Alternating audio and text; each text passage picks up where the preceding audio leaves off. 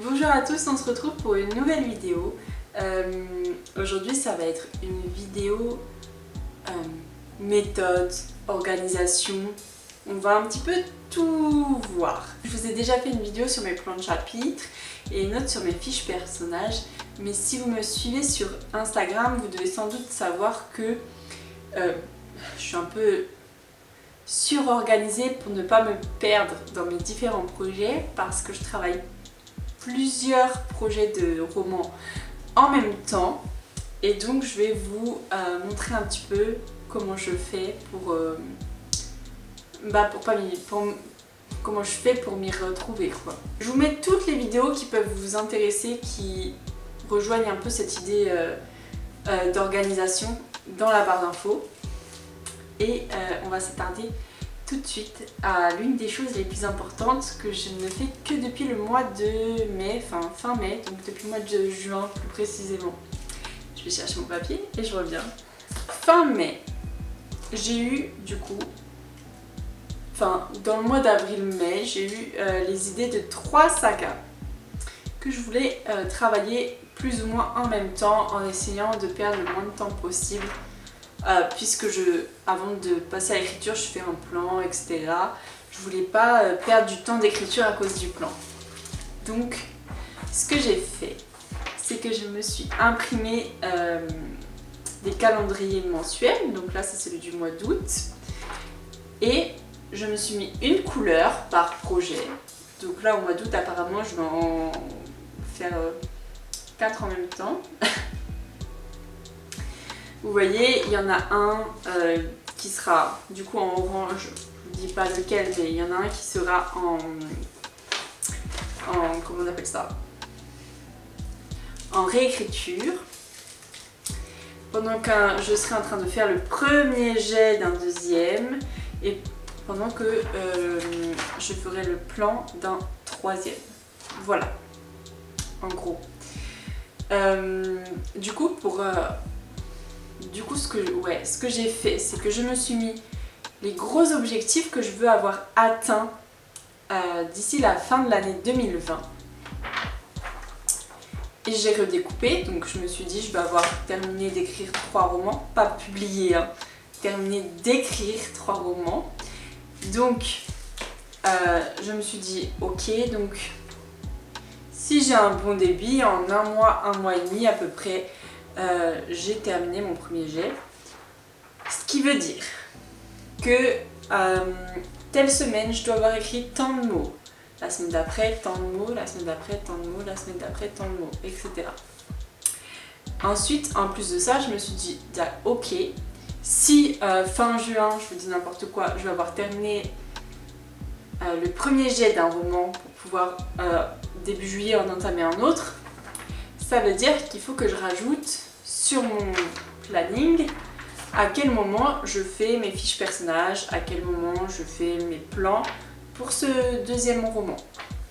Voilà, donc en fait mes gros objectifs de fin d'année se sont découpés en objectifs mensuels, ce qui veut dire mois de juin je dois avoir fini le plan de tel roman, mais je dois avoir fini la première réécriture de tel autre roman. Voilà. Et si je vais avoir fait tout ça à la fin du mois, ça veut dire que chaque semaine, il faut que j'ai avancé pour chacune de ces choses. Donc en gros, on va dire chaque dimanche, je me mets à mon objectif de mots, etc. Je sais pas si ce que je suis en train de vous dire est très clair, j'espère.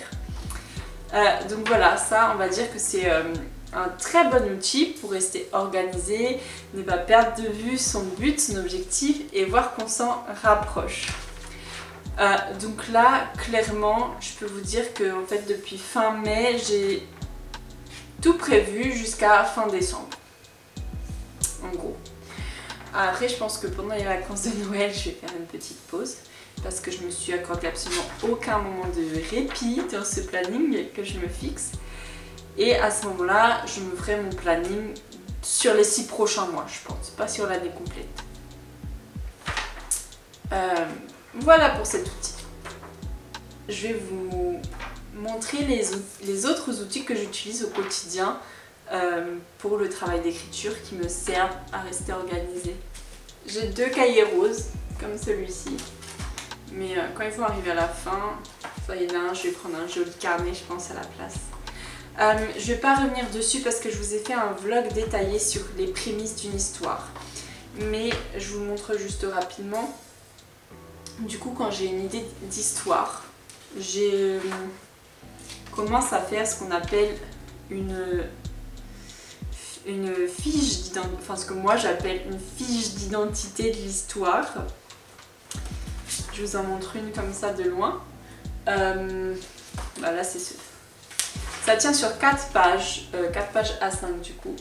Je mets mon titre potentiel, à quel public s'adresse cette histoire, quel est le genre, les livres ou films ou séries qui m'ont inspiré, où ça se passe, qui sont les personnages principaux, en 2 lignes, quand ça se passe, que se passe-t-il et comment est-ce que ça se passe.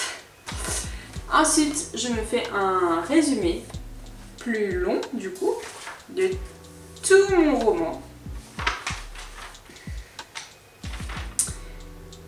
Par contre, c'est pas du tout le résumé qui sera sur la 4e de couverture, mais peut-être que ça pourra me servir, je sais pas encore. C'est mon résumé personnel, on va dire. Après, je tourne la page et je me fais une page sur mon personnage principal ou sur mes personnages principaux. Là, celui que je vous montre, en l'occurrence, il y a 2 personnages principaux, donc ils ont chacun le droit à une demi-page. Et la dernière page, c'est pour l'organisation, donc est-ce qu'il y a un seul point de vue dans l'histoire ou est-ce qu'on alterne les points de vue, comment on s'organise par rapport à ça, combien je veux à peu près de chapitres dans mon histoire et du coup combien de mots environ par chapitre, à quelle personne j'écris, à quel temps j'écris, voilà. Et après je me fais un mini plan acte par acte, vraiment mini plan. Voilà, quand ça c'est fait, je passe à mes plans de chapitre. Mais en fait, je peux, on va dire, je fais ça. Et après, je peux passer 6 mois sans revenir sur l'histoire. Je sais comment elle est ici dans mon cahier. Et que je l'oublierai pas. Voilà. D'ailleurs, j'en ai plein à faire là. Je crois que je vais le faire juste après avoir tourné cette vidéo. J'en ai au moins 3 ou 4 à faire. Donc ça permet de pas s'éparpiller et de se vider la tête aussi un peu quand on a trop d'inspiration d'un coup. On se vide la tête, on met tout sur le papier et comme ça on peut après rester concentré et focus sur notre histoire en cours. Voilà. Après du coup je passe à mes plans de chapitre, mais ça je vais pas vous les remontrer parce que j'ai déjà fait une vidéo consacrée à ça, que je vous mets du coup dans la barre d'infos. Mais il y a une autre chose que je voulais vous montrer sur mon organisation. Voilà. C'est que je me fais un tracker, enfin je vous l'avais déjà dit dans une précédente vidéo mais c'est pas grave. Je me fais un tracker où je mets du coup le nombre de mots de mon roman et à chaque fois le nombre de mots de chacune de mes sessions de la journée avec mon total par jour, etc. Là celui que je vous montre c'est celui que j'avais fait au Camp Nano d'avril. Et du coup ça me permet de me rendre compte de l'avancée de mon roman, de ne pas perdre ma motivation, tout ça. Voilà. Et vraiment si je peux vous donner un conseil, c'est de mettre vos objectifs annuels sur des calendriers en fait pour vous rendre compte, ok, si je veux avoir publié au moins 1 ou 2 romans avant la fin de l'année, qu'est-ce que ça implique, à quel moment je dois avoir terminé le premier jet, à quel moment je dois l'envoyer en bêta lecture, à quel moment je dois m'occuper de la couverture, à quel moment je dois faire la mise en page, à quel moment je l'envoie à la correctrice, etc. Voilà, ça c'est vraiment, on va dire, le Graal pour moi. Je sais pas, peut-être que cette vidéo est complètement décousue, c'est fort probable, parce qu'en plus je l'ai pas vraiment travaillé. Moi je vous explique les choses comme ça. mais dans ma tête c'est super clair. Je sais pas si c'est super clair quand je le dis. Bien sûr, ce n'est pas parce que moi je suis hyper organisée que vous devez forcément l'être aussi. Tout ça c'est propre à chacun. Moi ça me rassure, ça me permet de me vider la tête et ça me détend. D'être organisée comme ça, peut-être qu'il y en a à qui ça peut faire peur. Mais si vous aimez bien en général dans votre vie être organisé, essayez de faire ce que je vous ai dit. Dites-moi si ça fonctionne, dites-moi si vous avez une autre organisation qui peut aussi très bien fonctionner. Et voilà, moi je vous retrouve très bientôt dans une prochaine vidéo. Je pense que ma prochaine vidéo sera consacrée à la réécriture. Voilà.